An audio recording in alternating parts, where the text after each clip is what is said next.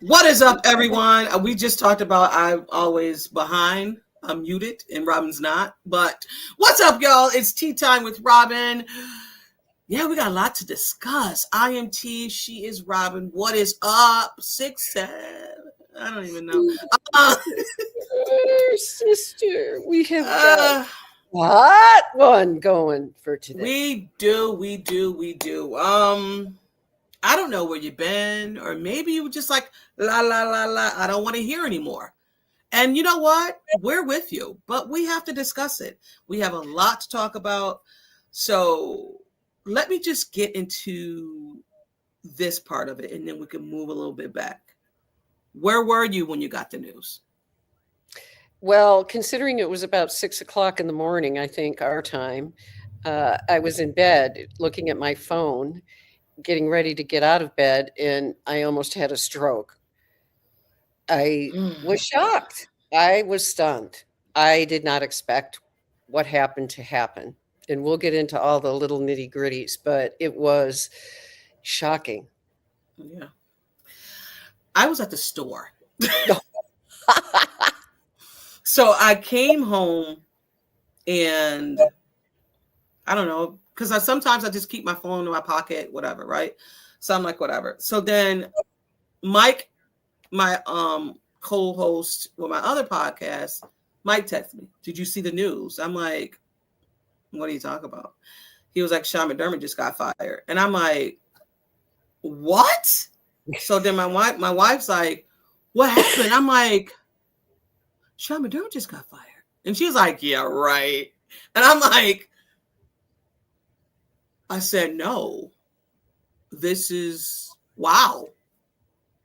I said, "Okay, hold on."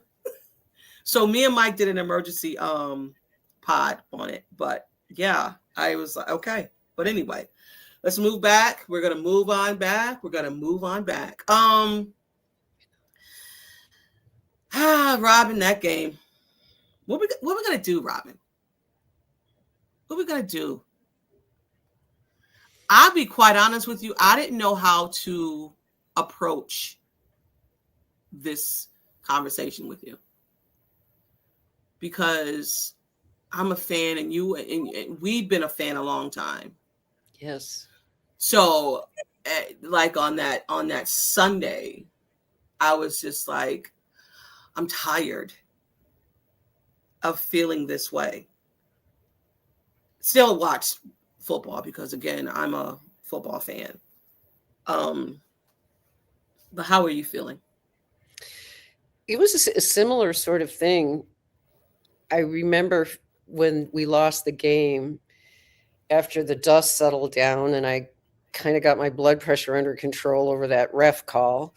I thought about it and it was like, oh, well, now we have some time to relax and now we can talk about stuff in the off season.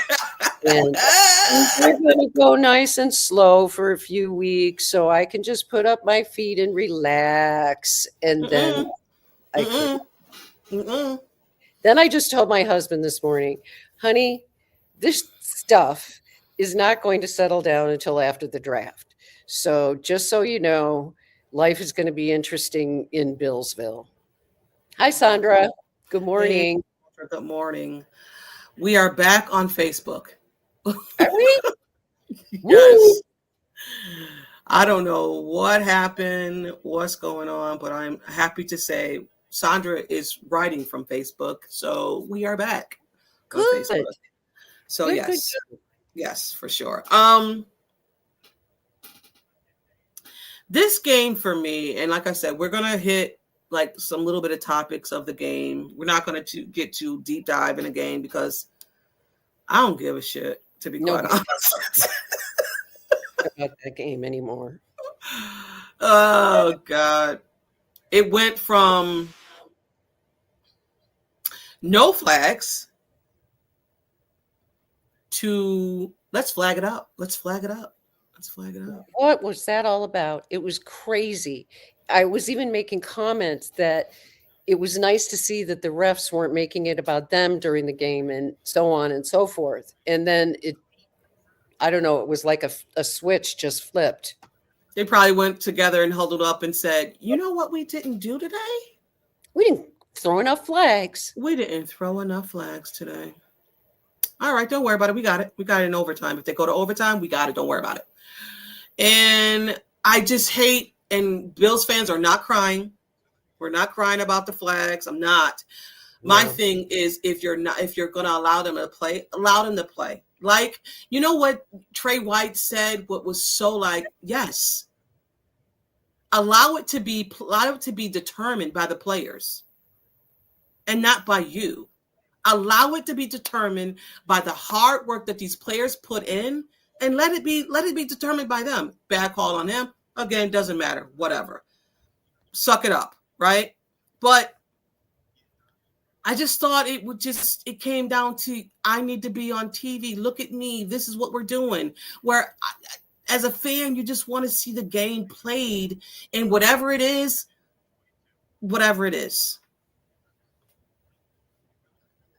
Yep.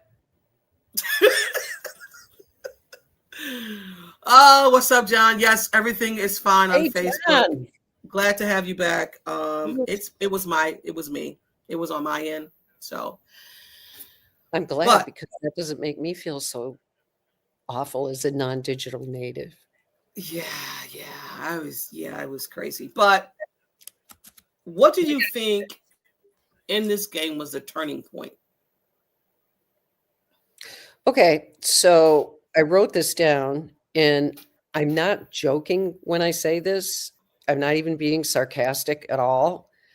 But when Dorian Williams went down on the first play of the game, my very first thought was, oh no, because I just knew that he was going to be a big part of the defensive plan in that game. And so when he went down, it just gave me, my stomach just turned. Yeah. Because I didn't know. It's like, okay, so how are they going to make adjustments on defense quickly? Because they're missing the guy they need, one of the guys they needed the most. Yeah. And let's just roll on to the second question, because right out the gate when that happened, I said to the people that were watching at home with me, I said, that injury is major. I said, Dorian Williams plays so much on the defense, not just special teams. He's very impactful on the defense. He could have been the spy. He could have been playing the Michael Hoyt position. I said, this one might just bite us in the ass. And it did. It did. They missed him.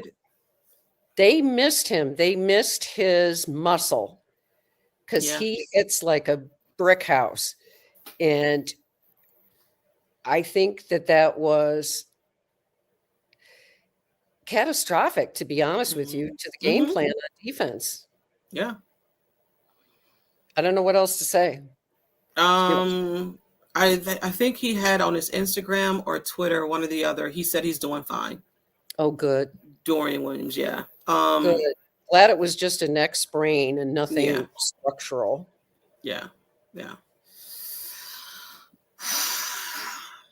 For me, the turning point of this game was when James Cook fumbled the ball. That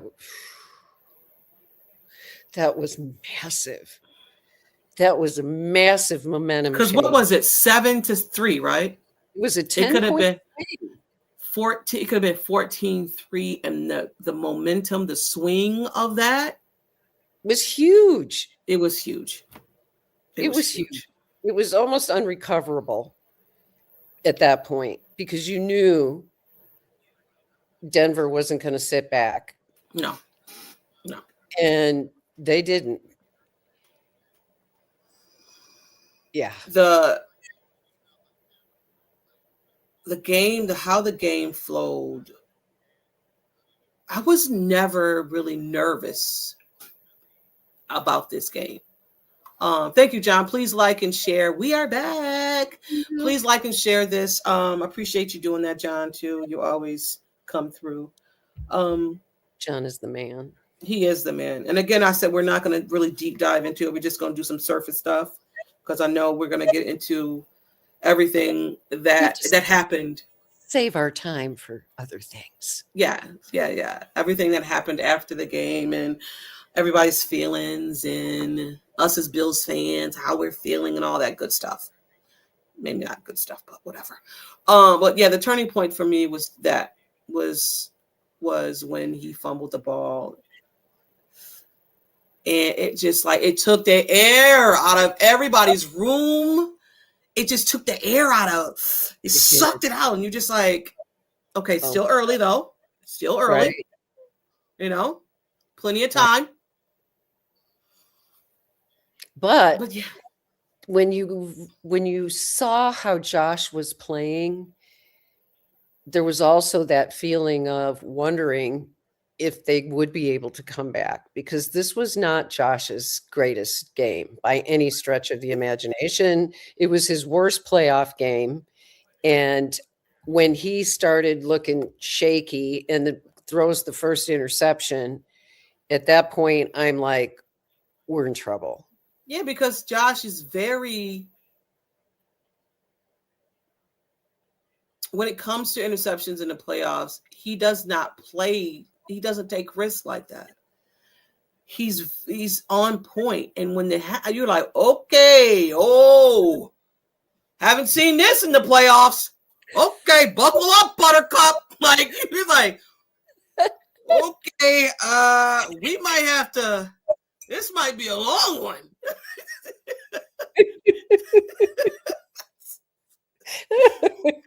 I'm just saying, we haven't seen it because we're always, as fans, like, Josh don't throw picks in the playoffs. Josh doesn't throw picks in the playoffs. He's really good when it comes to the playoffs. Josh doesn't throw picks in the playoffs. And when he threw it, I was like, okay, we got a problem, Houston. But we got to give it to Joe Brady. Yeah. He called a whale of a game. He did. Josh didn't execute. Players on the field didn't execute. They turned the ball over 5 times or 4 times, fumbled once. And we've always said, Robyn, if the Bills win the turnover battle, they win the game. Right. And even with all those turnovers, we went into overtime. The Bills had 5, Broncos had 1.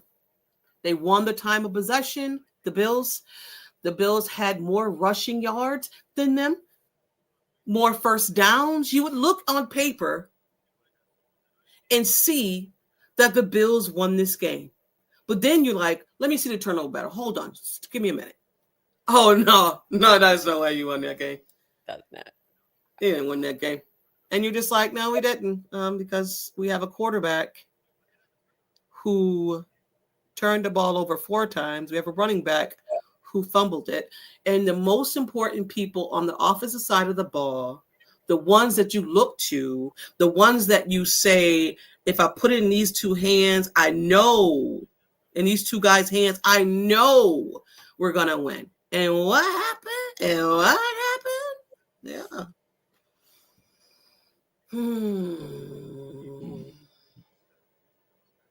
I'm ready to spill some tea, I think. All right. Let me just find it. But we got to spill some tea because there's a lot going on down there at One Bill Drive, huh? Maybe. Here we go. For me, come on, just spill that. Come on, just spill that. Spill that tea for me. Spill that dirty tea. Yeah, tell me everything. Come on, just spill that.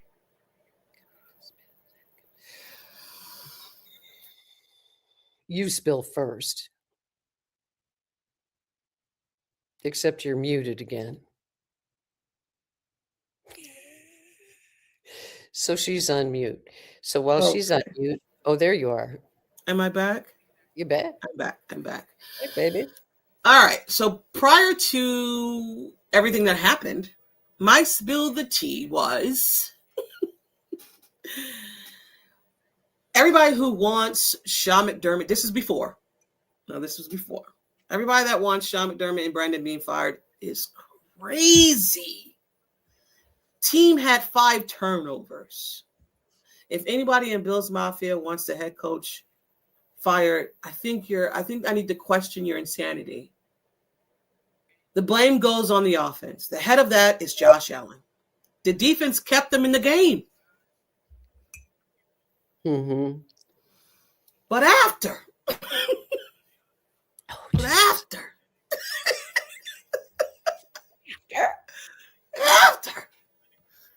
we found out on Monday morning.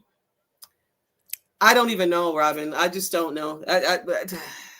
I'm not going to go any further because that's going to go into what we need to discuss. So that was my spill the tea prior to everything that went down.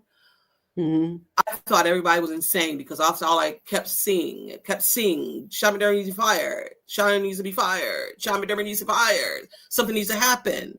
We can't live like this. And then that happened. That's what I was going to say. And so as soon as that happened, then what?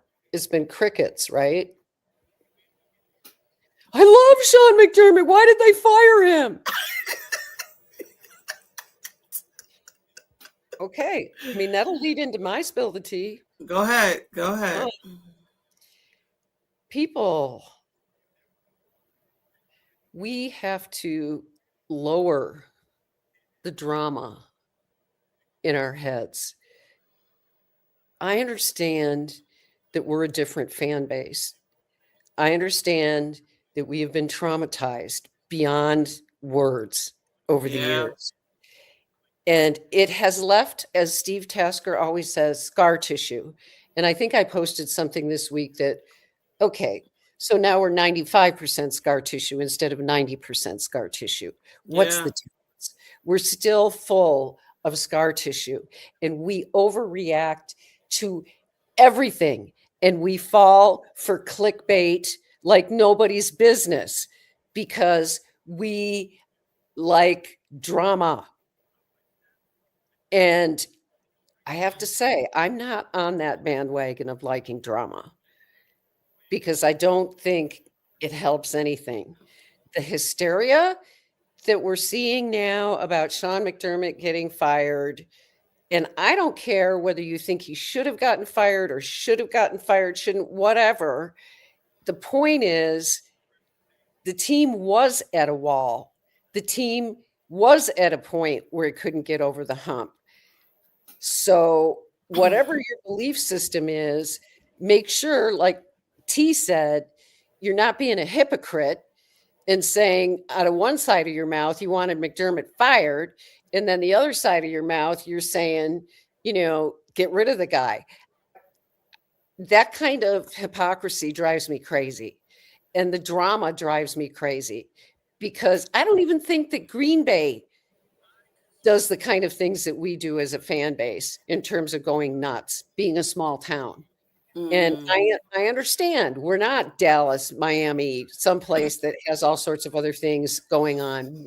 That's part of what it is to be a fan of Buffalo sports, is understanding that it's everything to our city. It's everything to our region. And I get that. But at the same time, you know how much meat we're giving the national media? Oh, yeah, they love it. Absolutely, they love it. Especially when they don't know. Like, I live here in Buffalo, and you live in Wyoming, but you're still connected to, and I'm just putting these up. You don't have to read them. We'll get back to them. They love it. They don't even know what's really going on. And I get that they got their sources and whatnot and all that. But they absolutely freaking love it. They love it. And we feed that. We feed that to them because we are so starved for positivity, because we've been so scarred, because we've been through so much as a fan base, and not just with the Bills, the Sabres too. Absolutely. So it affects us.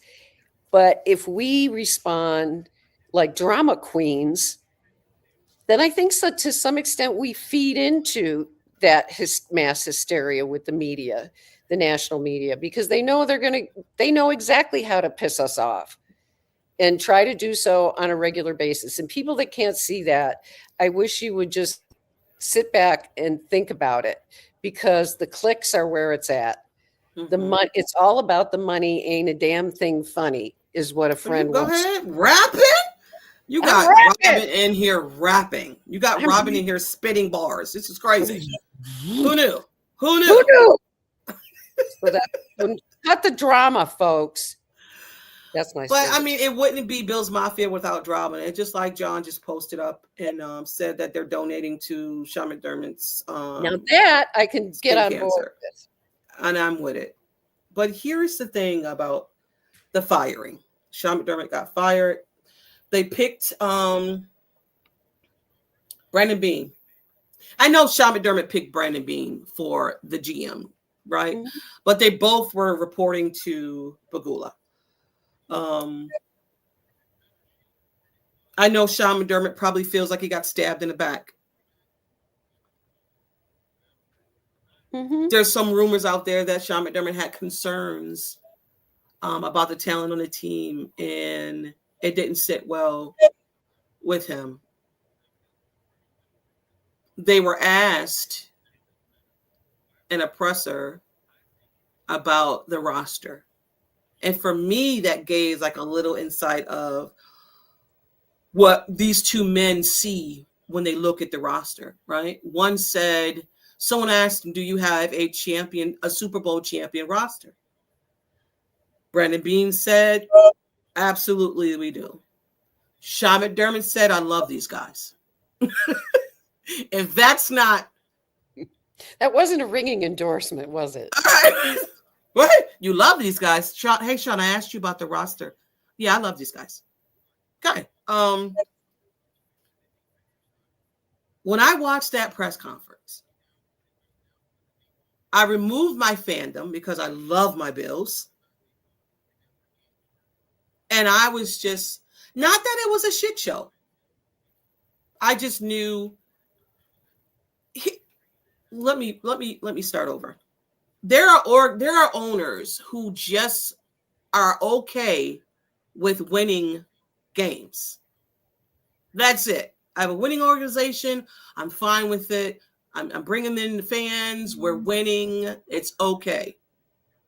And then there's other owners that want that winning organization with a Super Bowl. Now, I didn't know how Pegula was, if he wanted that or if he was okay with just winning, and keeping the fans happy.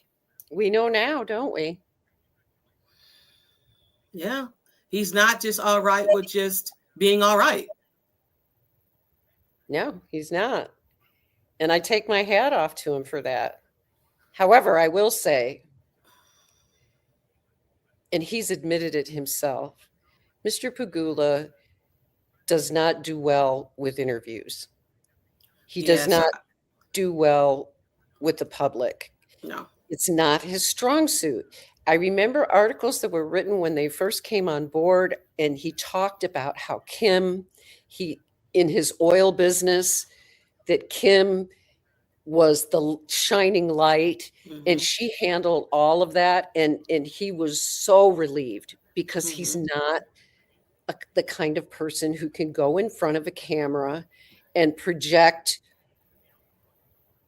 a comprehensive kind of approach. He stumbles for his words, kind of like I do. So I think we have a podcast together. That's crazy. I stumble all the time. I really do understand where Mr. Pegula is. But it has nothing to do with intelligence, right? Exactly. It does not. It absolutely does not. And I can address this as a psychotherapist. I can tell you that certain people, and I do believe from having observed Mr. Pegula for a long time, that he's basically an introvert. He doesn't like to be around lots of people and have to be the center of attention. I don't think that's his thing. And I think he really, really doesn't like having to do these press conferences. And that's okay. That's okay. But unfortunately, things happen. And I will say this because I wrote an article on buffalofanbase.com if anybody's interested about the press Really conference. good article, guys. Really good article. I'm going to tag it. And once I drop this tomorrow, I'll put it in the thing and let everybody go read it. Well, I appreciate What's up, Bobo? that. Yes. So part of what I was talking about was Terry Pagula not being able to communicate clearly what it is that he's trying to say. And he'll stumble, right? Like he'll stumble with a word and then he gets off on something else, which kind of, makes you wonder.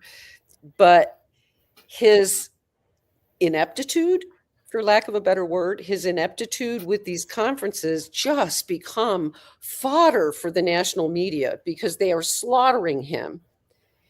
And in some cases, rightfully so. Like, I will say this, I did not like them using Keon Coleman as a piñata.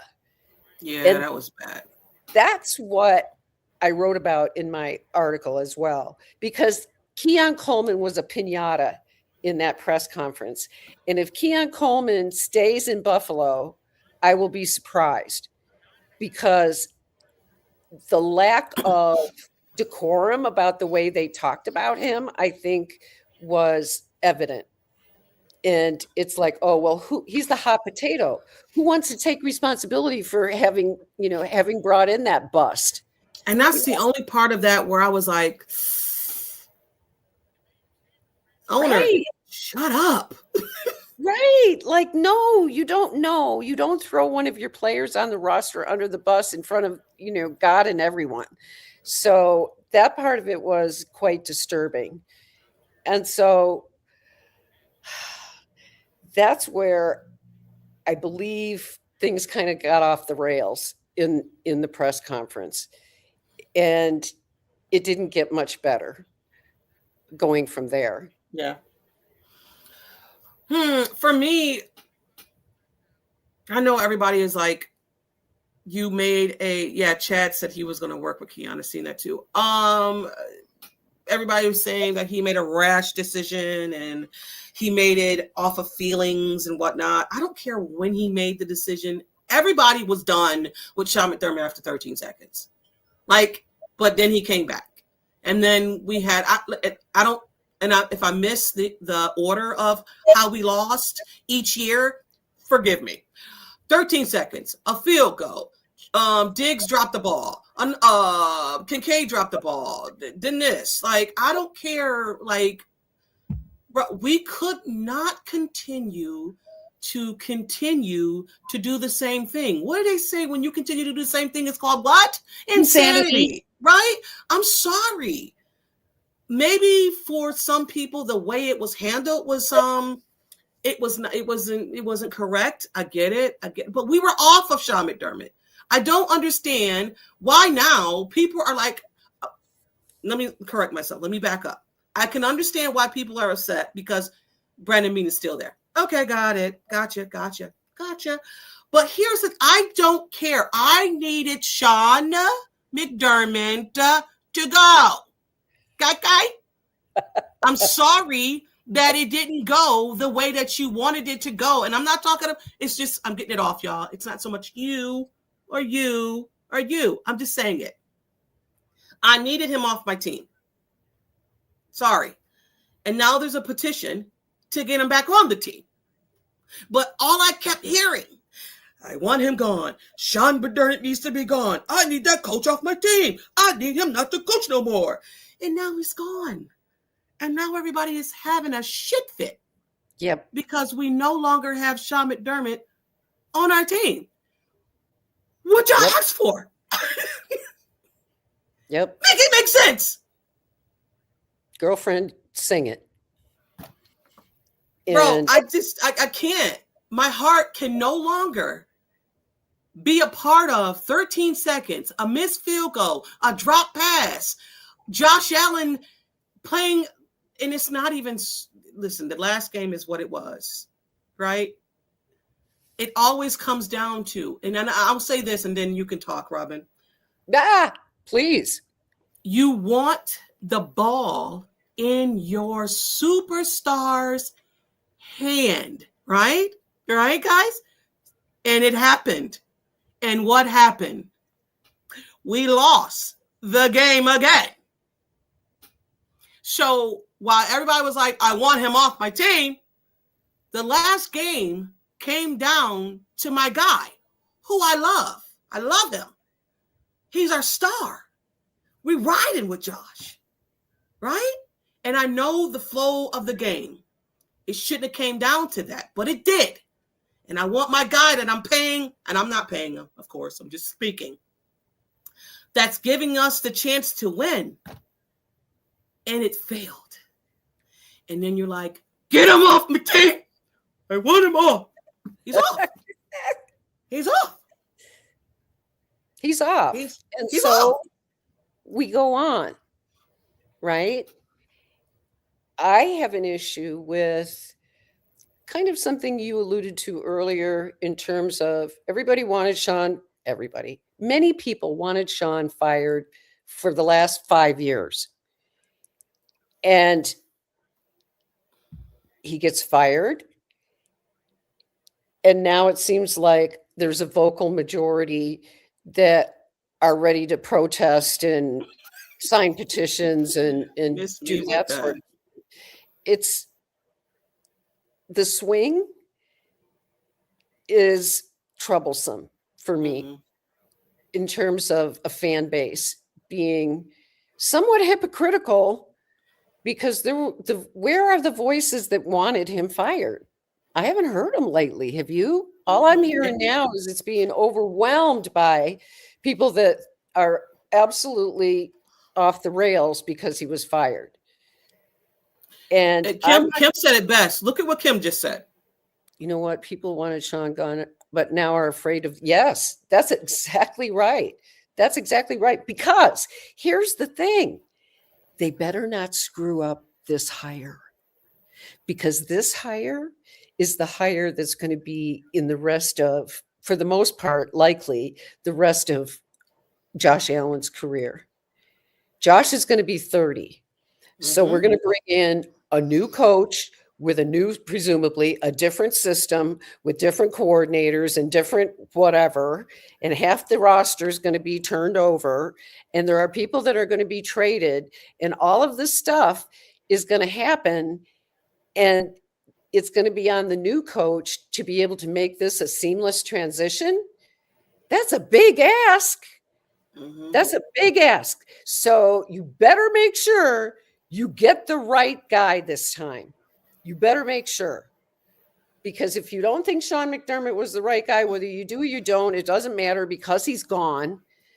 The only thing that matters now, if you're a Bills fan, is getting the right guy to come in and take over and take this team and Josh Allen to the next level. Because Josh is also, and I will get into this in other podcasts because I have some specific things I want to talk about during the offseason with Josh, about Josh. But Josh himself has hit a wall. Josh played the worst playoff game he's ever played. Josh has hit a wall himself. He was the MVP. What did he do this year?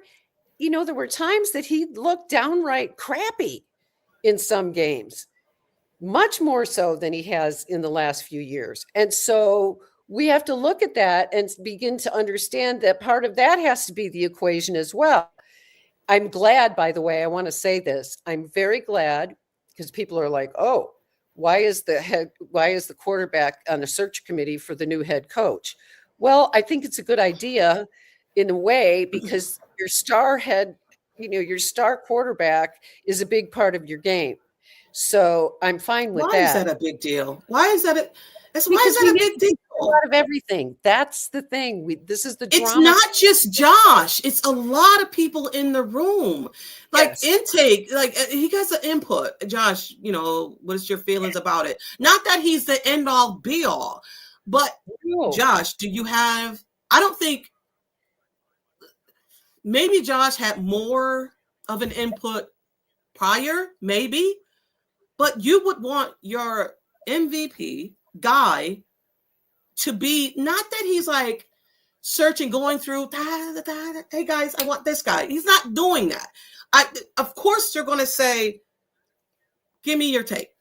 He has takes when it comes to the draft. Exactly. And that's fine. There's one more thing, though, I wanted to add to the search committee that they're doing.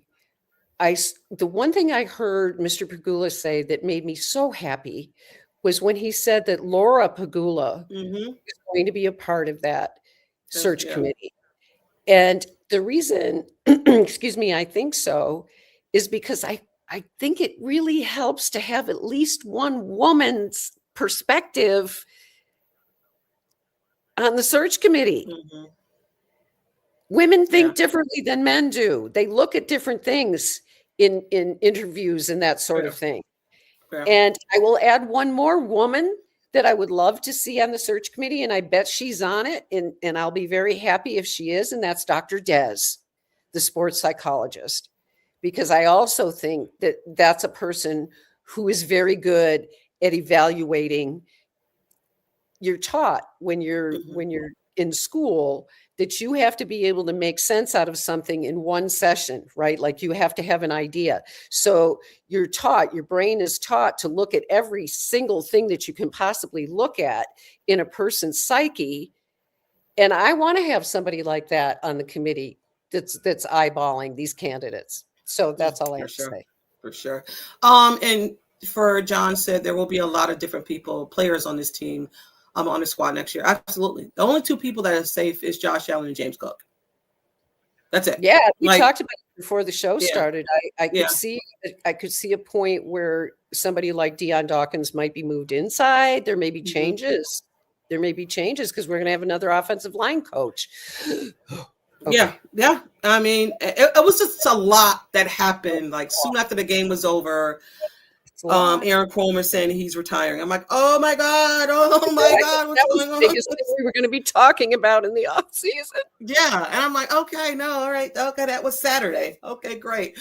And then come Monday, Josh, we're gonna fire your head coach. Oh God, and then not inform you, which is fine because I don't have to inform you because I'm the owner of this team and he's the GM. I don't have to inform. Here's the thing. Josh doesn't have to be informed about everything that's going on with this organization and this team. He shouldn't be. You are a player, my guy. Go out there and play. No disrespect. Like, no disrespect. Like, but Josh has another level he's got to take his game to. Yeah. Just like they fire the coach. Okay, well, Josh, you know what? You've got another level you've got to take your game to as well. And I seen then they're gonna trade Josh Allen. Okay, guys, I'm crazy too right now. Like I need my head coach today. Like I'm freaking out a little bit too. But I am not freaking out to where you're saying then Josh Allen needs to be traded. What are we doing? Okay, log off. You know what? Not right now though. Not right now. Don't log off right now. But just log off. Take a breath. I know everything is not clear right now. It's not clear. No, but I want to say one thing to comment, bro. I love you. I love you. In the DC, put in Jim Schwartz and see what we would have. Davis Webb and OC Dayball with Jim Schwartz. Give it to me. We'll talk I'm not mad at that at all. And we're going to talk about that. Me and Ram are going to talk more about the head coach. Yeah, it's next week. Hopefully we get in here and they don't change anything by the time. If they do, we're going to talk about it anyway. But yeah, and when it comes to head coaches and OCs and DCs, I'm going to swing that over to Robyn. But I'm here for it, though. I'm definitely here for it. And listen, everybody's upset. We're still upset. And like Kim said, it's just the unknown. We were so set to where Josh Allen was our quarterback, Sean McDermott was our head coach, Brandon Beane is our GM, the owner is Terry Bagula. That shit just got ripped up, and everybody's like, "Oh my God, wait a minute! Why is Brandon Beane still here? Why didn't he get chastised? Why did he get a promotion? What is going on?" I feel you, because I'm like, he played a part in this bull, but then he got promoted, and I don't know what to tell you. I don't have the answers to that. And maybe Bagula was like, you know what? I can't have my head coach continue to do the same thing over and the same results. So I'm removing him. You're on borrowed time, though. You're on borrowed time. As I wrote in the first article that I wrote, it's all on Beane now. Exactly. So I'm gonna promote you to. I get it. It doesn't sit right. One guy gets removed. A guy gets promoted to, what is it? Football operations. And then they're going to appoint a GM. At some point, they're going to appoint a GM. But let me ask you that, guys. And I got what you said, John. Maybe not that way. But we can't tell people how to fire people, right? And I know this is a business of how things are viewed, and it doesn't view right. Oh my God, it didn't look right for him to do it that way. But you can't tell a person how to fire someone. When I got fired, I couldn't tell my ex-employee, yo, you know what you just did? Why you fire me like that? That's disrespectful. You can't fire me this way. But they can, right? They can. It might have looked bad on the organization, but they can. There's things they could have done better, for sure. Right. Even Beane said that. People are missing the part in the very beginning of when he spoke in the presser, that he said that there were a lot of things that could have been handled better. He admitted that. And that is good, because yes, there could have been things that he could have done better. Absolutely. Right. But I don't think making hysteria about it is productive or useful for anybody. This one's for you, Robyn. Bro, I love you. And I seen John said no, Brian Dable, because this is not a fresh start, but it is. You know why? Because he was an OC. He wasn't a head coach. And I know the rift between Sean McDermott and Brandon Beane, Sean McDermott and Brian Dable, was what it was. And maybe he didn't have it with Brandon Beane. Those things that we're never going to know. But right.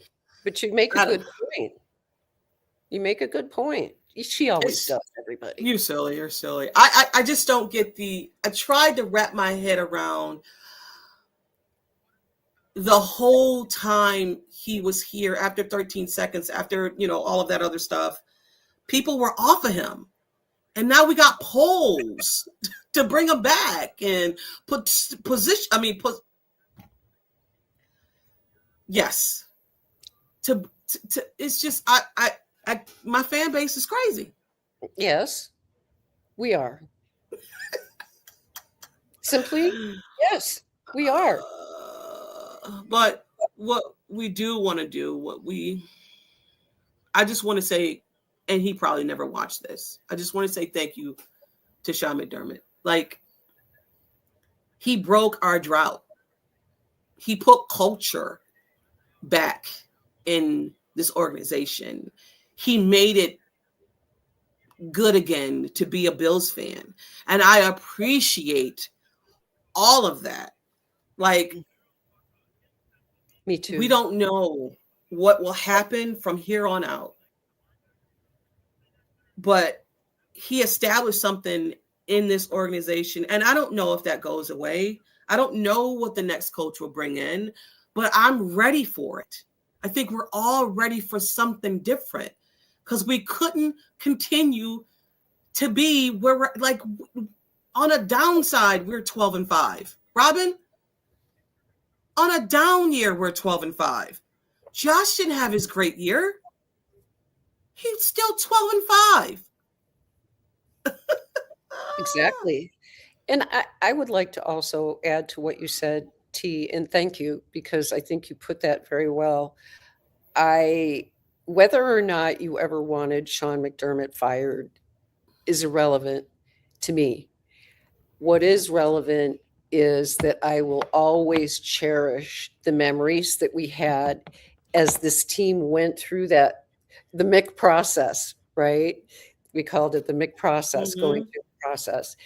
And Sean McDermott as a human being is a wonderful man. He is a strong leader. I appreciate him so much for his ability to evolve, because let's remember what he was uptight and like when he first came in, right? His first year, and to where what he became, he grew as well with his teams.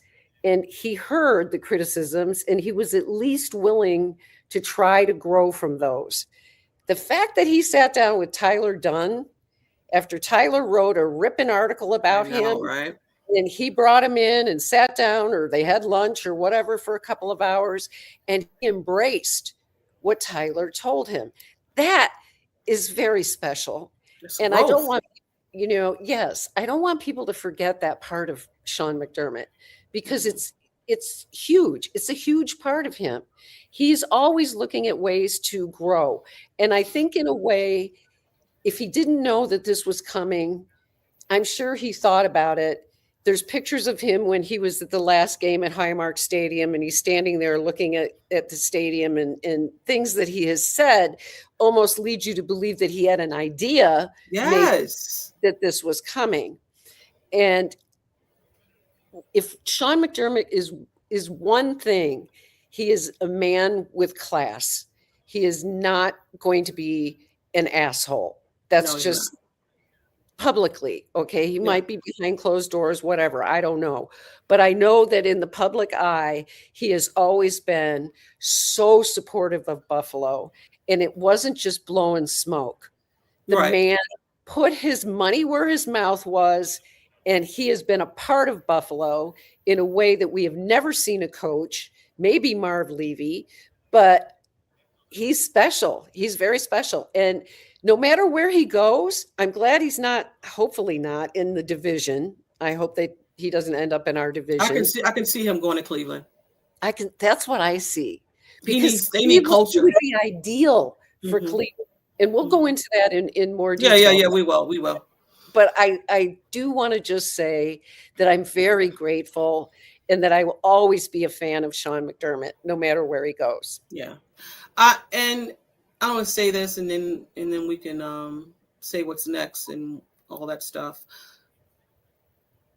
I'm seeing where they're saying that Brandon Beane is Judas. We got to be, be careful, don't be careful, whatever the case may be, right? I get what y'all saying about that, but Sean McDermott is not Jesus Christ. Like, we just got to I get we're upset. I get it. Judas is, that stuff was too much. Yeah, that's it was a little bit. Stuff that I'm talking about. Right, it was a little bit. I was like, okay, we're going a little far though, but I get people are upset. I kind of understand because of the way it was handled. Okay. Again, you can't tell people how to handle. But yeah. These were our thoughts, guys, and that was the game. And we're back at it. Back at it next week. And we look forward to discussing some head coaches and what this offense is going to look like, what this defense is going to look like, if it's going to be the same defense. Ooh, I can't. This offseason is going to be nuts. I can't wait. We're not used to this. We haven't done it for 9 years. We used to do it every other year or every third year. Shake it up, Robyn. Shake it up. I know. I have cobwebs in that part of my brain. It's about to be fun because this is what's going on. We're in search for a new head coach, a new DC maybe, because that might go with Sean. Give me so.